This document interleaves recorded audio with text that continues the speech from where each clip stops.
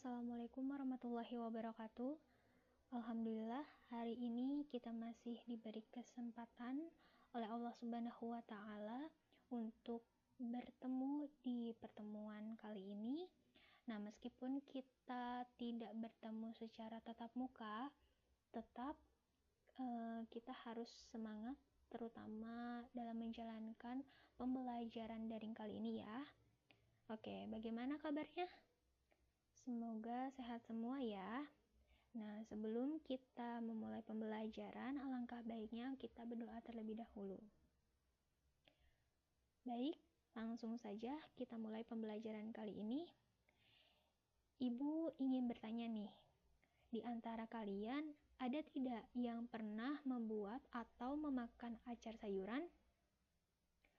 Coba pikir, kenapa bisa acar sayuran tersebut kalau didiamkan berhari-hari ketika kita akan makan, rasanya menjadi asam?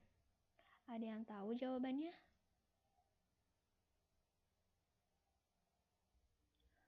Oke, kita bahas aja ya. Jadi, acar sayuran bisa terasa asam setelah disimpan beberapa hari karena adanya suatu proses yang terjadi di dalamnya.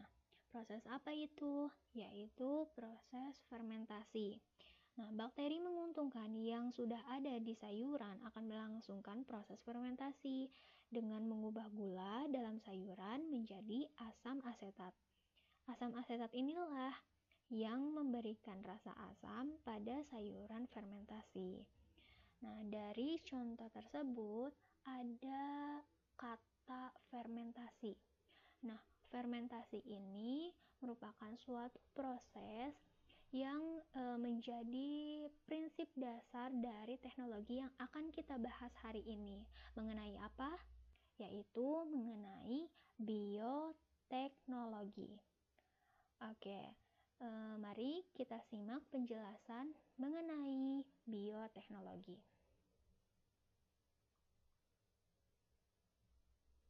Nah, di sini ada tujuan pembelajaran yang harus kalian capai pada bab bioteknologi. Yang pertama yaitu menjelaskan pengertian bioteknologi. Yang kedua, membedakan prinsip-prinsip dasar bioteknologi konvensional dengan bioteknologi modern. Yang ketiga, menganalisis produk-produk bioteknologi pangan konvensional dalam kehidupan sehari-hari. Dan yang keempat yaitu membuat produk makanan atau minuman berbasis bioteknologi konvensional.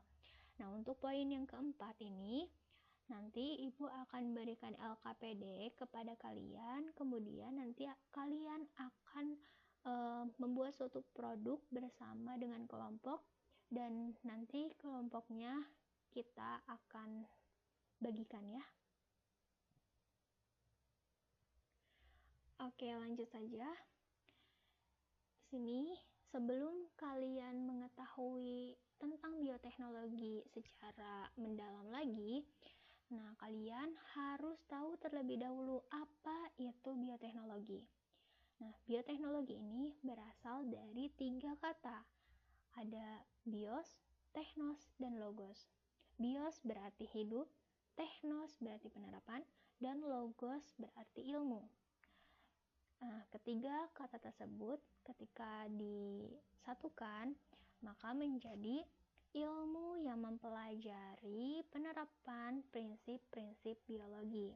Nah, secara lengkap, bioteknologi itu diartikan sebagai cabang biologi yang mempelajari penggunaan organisme atau mikroorganisme yang menghasilkan suatu produk atau jasa yang dapat dimanfaatkan bagi manusia.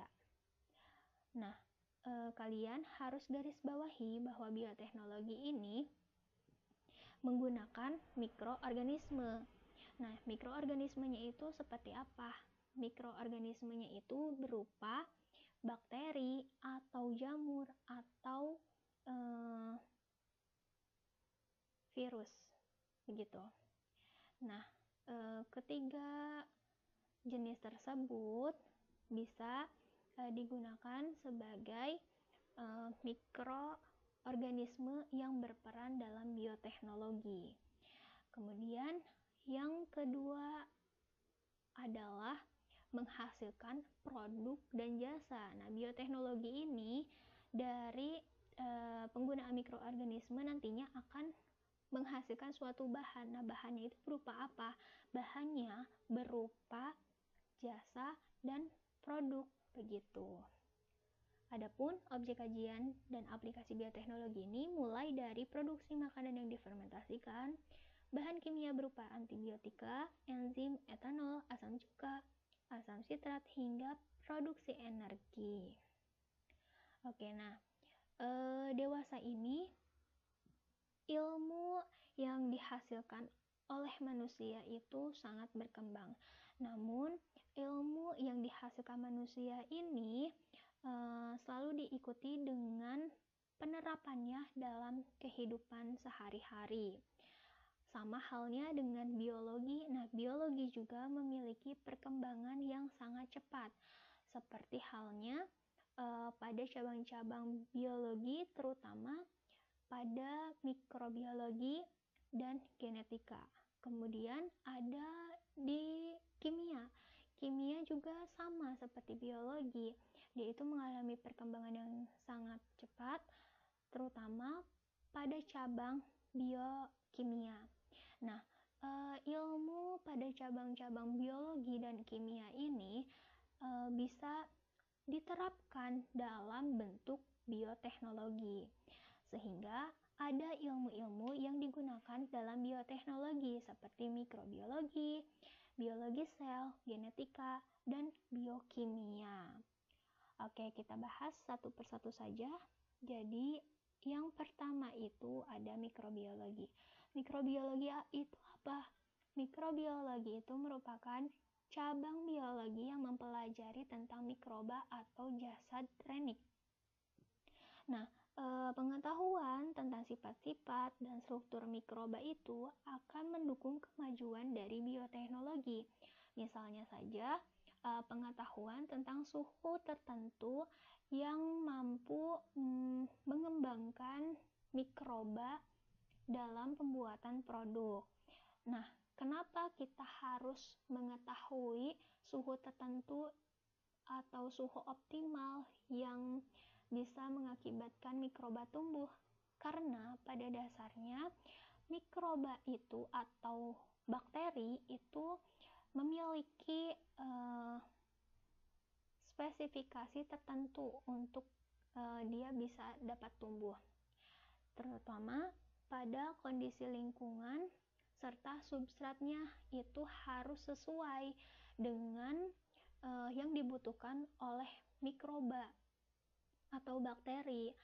Ketika kondisi lingkungan atau substratnya itu tidak sesuai, maka akan berpengaruh terhadap produk atau jasa yang dihasilkan dari bakteri. Oleh karena itu, bakteri dapat digolongkan menjadi 3. Ada yang psikorofil, yaitu bakteri yang dapat tumbuh pada suhu 0 derajat Celcius sampai 30 derajat Celcius. Kemudian ada yang mesofil, yaitu bakteri yang tumbuh pada suhu sekitar 25 derajat Celcius sampai 40 derajat Celcius. Nah, ini menjadi suhu pada umumnya mikroba dapat tumbuh. Kemudian ada yang termofil. Nah, termofil ini bakterinya itu bisa tumbuh pada suhu sekitar 50 derajat Celcius atau lebih. Nah, contohnya itu seperti apa? Contohnya dalam penggunaan atau pemanfaatan mikroorganisme dalam pembuatan yogurt. Nah, dalam pembuatan yogurt itu ada mikroorganisme yang berperan berupa bakteri Lactobacillus bulgaricus. Nah, Lactobacillus bulgaricus ini mampu tumbuh atau hidup pada suhu 40 derajat Celcius sekitar 2,5 jam sampai 3,5 jam. Nah, ketika Lactobacillus bulgaricus ini nantinya hidup di suhu sekitar 60 derajat misalkan, nah dia tentu tidak akan tumbuh sehingga produk dari yogurt pun tidak akan terbentuk begitu. Nah, selanjutnya ada biologi sel. Nah, biologi sel itu merupakan cabang biologi yang mempelajari tentang sel.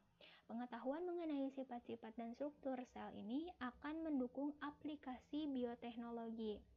Contohnya saja, pada biologi sel ini, yaitu pengetahuan mengenai sifat totipotensi pada sel-sel tanaman. Nah, kenapa kita harus tahu sifat totipotensi dari sel-sel tanaman? Karena untuk mempermudah kita dalam memanfaatkan sel-sel tanaman tersebut dalam kultur jaringan ketika kita ingin membuat kultur jaringan begitu. Totipotensi itu apa? Totipotensi itu merupakan kemampuan sel-sel tanaman muda dan hidup untuk berdiferensiasi menjadi berbagai organisme tanaman yang baru. Jadi, ketika sel tanaman tersebut memiliki sifat totipotensi, kemungkinan besar ketika kita mengambil salah satu bagian dari tubuh tanaman tersebut untuk dikembangkan nantinya, nah, satu sel dari tanaman tersebut yang kita ambil itu nanti akan benar-benar bisa tumbuh seperti tumbuhan yang utuh begitu. Kemudian yang ketiga ada genetika. Nah, genetika ini merupakan cabang biologi yang mempelajari pewarisan sifat-sifat genetik makhluk hidup dari satu generasi ke generasi berikutnya. Nah, kalian sudah mempelajari tentang genetika ya? Apalagi pada minggu-minggu sebelumnya kalian sudah belajar mengenai materi genetik begitu. Nah, apalagi kalian kelas 12 sudah seharusnya menghafal materi-materi dari kelas 10, 11 sampai kelas 12 karena kalian nantinya akan menghadapi ujian nasional begitu ya. Makanya dari sekarang cicil ya untuk belajarnya. Nah, selanjutnya itu ada biokimia. Biokimia itu merupakan cabang ilmu kimia yang mempelajari makhluk hidup dari aspek kimia. Jadi biokimia ini menganggap hidup adalah kimia, begitu. Nah, dengan biokimia, ahli bioteknologi memperlakukan manusia atau makhluk hidup sebagai bahan kimia yang dapat dipadukan dan direkayasa, begitu. Nah, selain ilmu-ilmu yang ada di sini, ternyata ada pula ilmu-ilmu lain yang digunakan dalam bioteknologi juga. Contohnya virologi, kemudian ada teknologi pangan, bioteknologi pertanian, biologi kedokteran, dan biologi kehutanan. Nah, di sini kalian bisa baca ya dan pelajari. Oke, kita menuju ke sejarah perkembangan bioteknologi. Nah, perkembangan bioteknologi itu sebenarnya sudah dipergunakan sejak zaman dahulu kala, yaitu sekitar ribuan tahun yang lalu. Hanya saja manusia pada zaman dahulu itu tidak memahami bioteknologi, hanya pada kenyataannya mereka menggunakan prinsip-prinsip bioteknologi seperti dalam pembuatan produk makanan tertentu. Nah, dalam perkembangan bioteknologi ini bisa dibagi menjadi 3. Ada periode bioteknologi tradisional, yang kedua itu periode bioteknologi ilmiah, dan yang terakhir yaitu periode bioteknologi modern. Nah, pada periode bioteknologi tradisional tentu segala prosesnya itu masih sederhana. Nah, kedua ini adalah termasuk ke dalam periode bioteknologi tradisional. Nah, pada masa 6000 sebelum Masehi itu manusia mengetahui cara membuat minuman bir dan anggur menggunakan teknik fermentasi dan membuat roti dengan bantuan ragi. Ragi ini termasuk ke dalam salah satu mikroorganisme yang berperan dalam proses fermentasi untuk pembuatan roti. Kemudian, pada masa 1500 sebelum Masehi, bangsa Aztec pun sudah memanfaatkan ganggang sebagai sumber makanan. Nah, namun pada periode bioteknologi tradisional ini belum ditemukan adanya bukti bahwa mikroorganisme melakukan fermentasi. Sehingga pada tahun atau pada periode berikutnya, yaitu periode bioteknologi ilmiah, maka tepatnya pada tahun 1857 sampai 1876 sudah ditemukan bukti pasti bahwa mikroorganisme melakukan fermentasi, yaitu hasil dari penelitian Louis Pasteur. Sehingga Louis Pasteur ini dikenal sebagai bapak biologi. Oke, nah di tahun 1897 baru ditemukanlah enzim dari ekstrak ragi yang dapat mengubah gula menjadi alkohol. Kemudian pada tahun 1928 Alexander Fleming menemukan adanya zat antibiotik penisilin. Nah, zat antibiotik penisilin ini ditemukan dari cawan petri yang ia tinggalkan. Nah, ketika diamati, ia menemukan bahwa koloni Staphylococcus aureus yang ia goreskan pada cawan petri tersebut telah lisis akibat tumbuhnya jamur Penicillium notatum. Gitu. Nah, setelah penemuan dari Alexander Fleming ini, kemudian perkembangan bioteknologi semakin berkembang pesat begitu. Nah, ini yang pada bagian periode bioteknologi modernnya ada DNA rekombinan, kemudian antibodi monoklonal, insulin, terus ada rekayasa genetika, kemudian kloning domba doli. Hingga saat ini penelitian dan penemuan yang berhubungan dengan rekayasa genetika itu terus dilakukan. Oke, ini ada prinsip dasar dari bioteknologi. Nah, bioteknologi itu dibagi menjadi dua. Ada bioteknologi konvensional atau tradisional dan bioteknologi modern.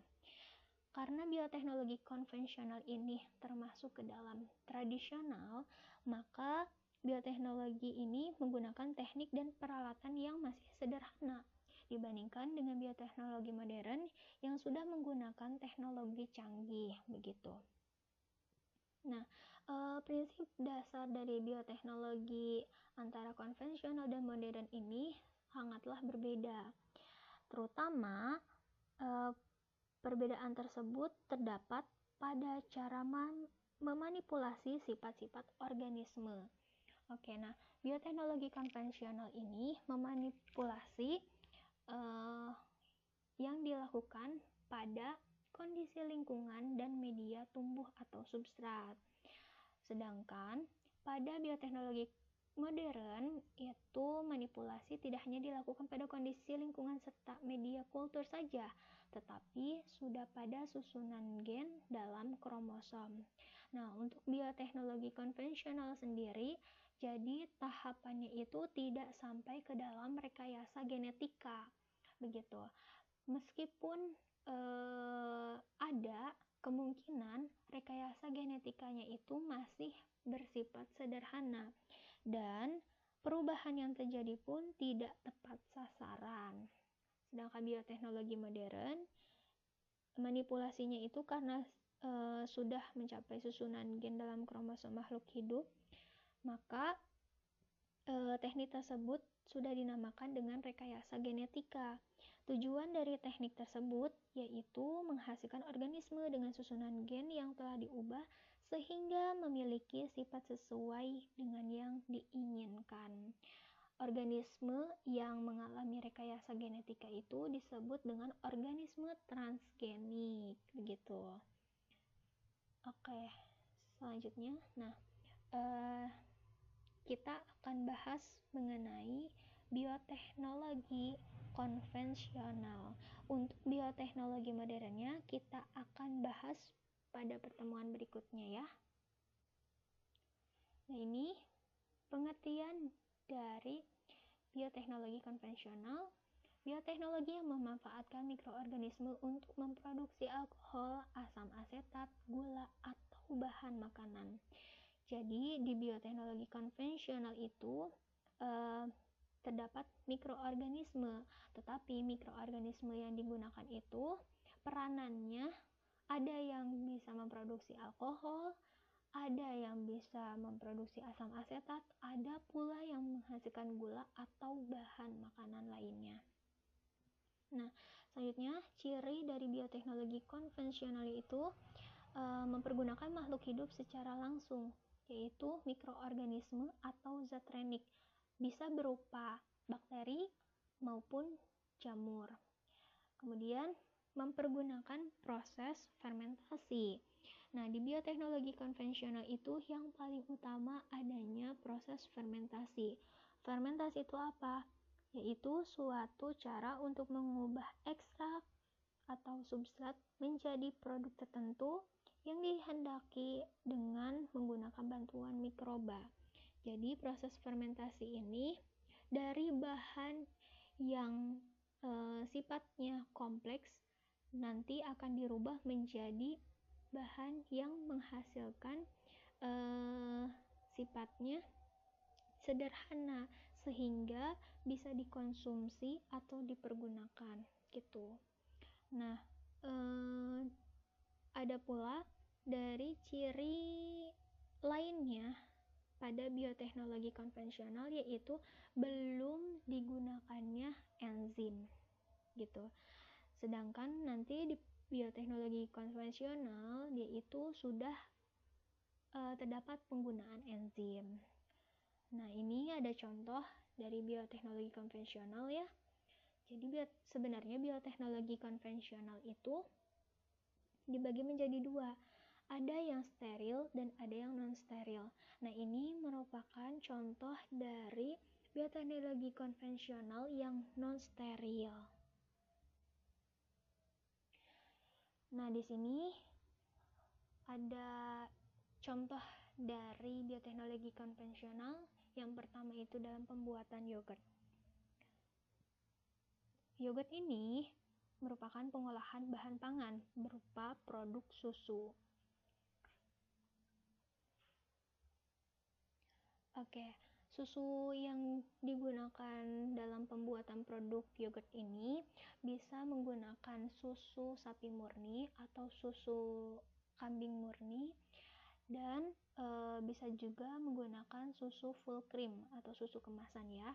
Nah, ini ada prosesnya dalam pembuatan yogurt.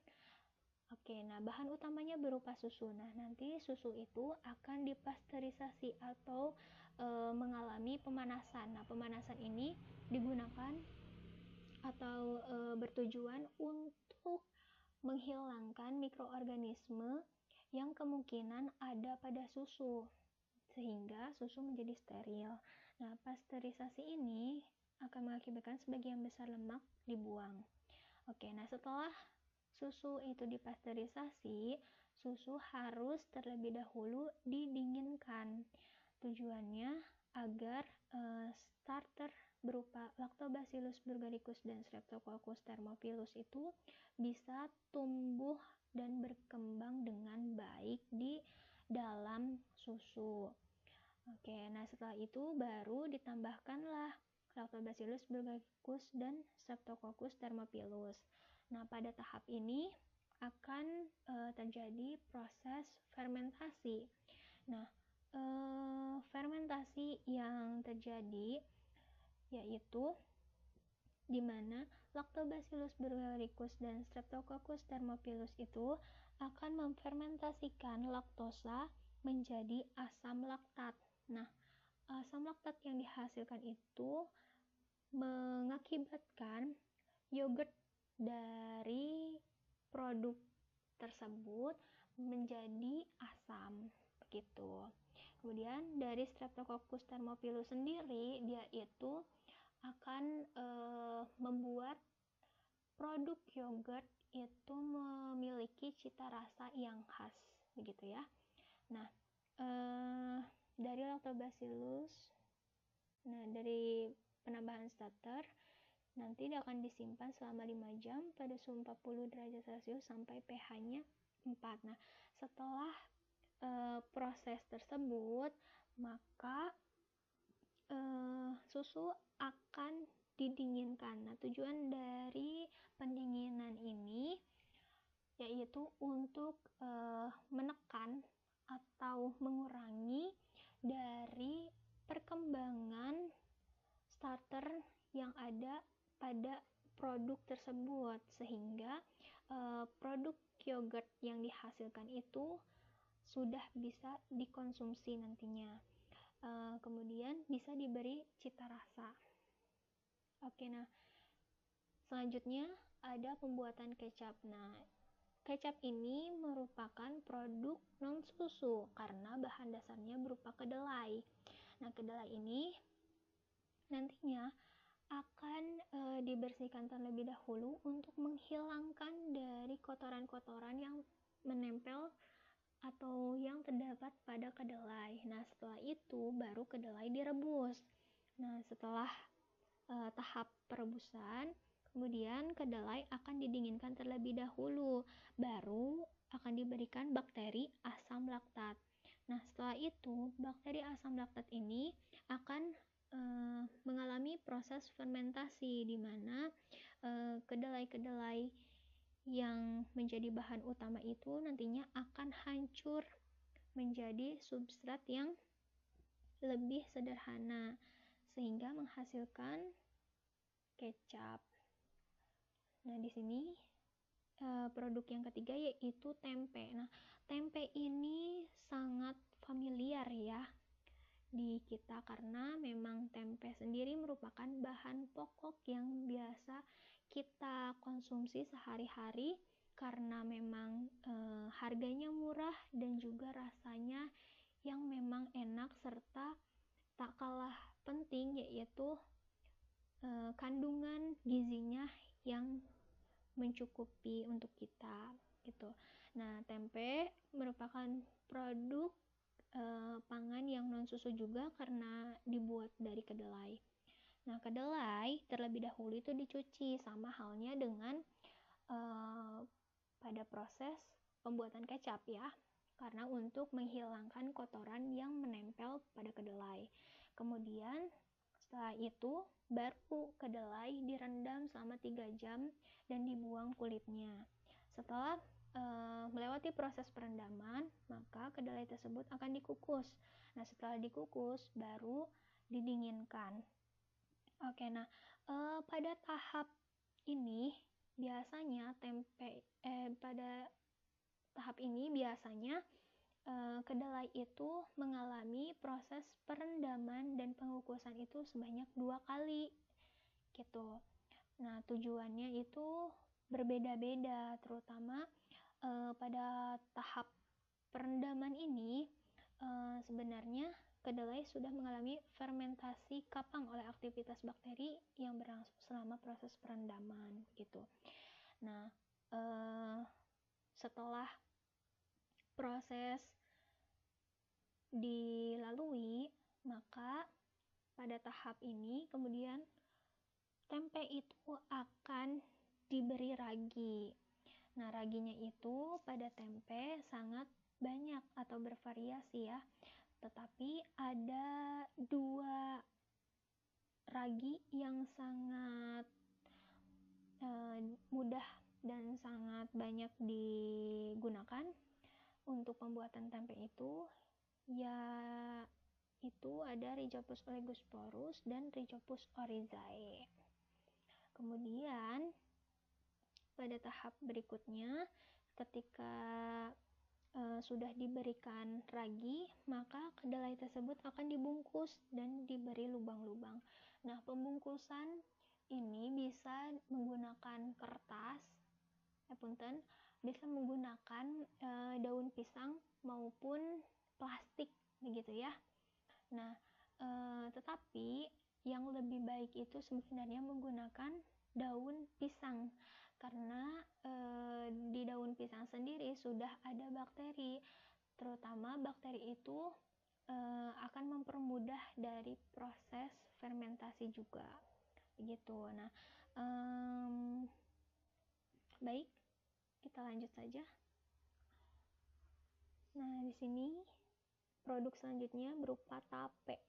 Nah, tape ini merupakan produk non-susu juga, tetapi tape itu mengalami proses alkoholik karena dia menghasilkan alkohol di produk akhirnya.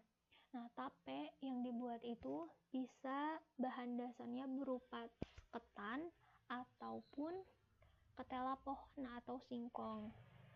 Nah, pada tahap proses pembuatan tape itu ketela pohon atau singkong akan dikupas dan dicuci. Kemudian menuju tahap berikutnya yaitu perebusan dan pengukusan. Setelah perebusan dan pengukusan baru ditaburi dengan ragi. Lalu setelah itu baru ditutup dan disimpan selama kurang lebih 1 minggu. Nah, karena tape ini merupakan proses yang mengalami fermentasi alkoholik, maka dari itu untuk pembuatannya jangan terlalu lama karena nanti akan menghasilkan alkohol yang kadarnya tinggi sehingga kemungkinan tape ini menjadi kurang baik untuk tubuh kita begitu. Nah, ini tadi kan mengenai peranan bioteknologi konvensional pada pangan. Nah, ini ada beberapa dari pertanian, peternakan, kesehatan, dan pengobatan. Nah, di pertanian, jadi ada seleksi pada tanaman mustard menghasilkan tanaman brokoli, kembang kol, dan kubis. Kalau kita lihat sekilas, ini tuh hampir sama ya bentukannya atau dari tumbuhannya juga. Nah, ini ada kol, kemudian ada kembang kol, dan juga ada brokoli yang ini.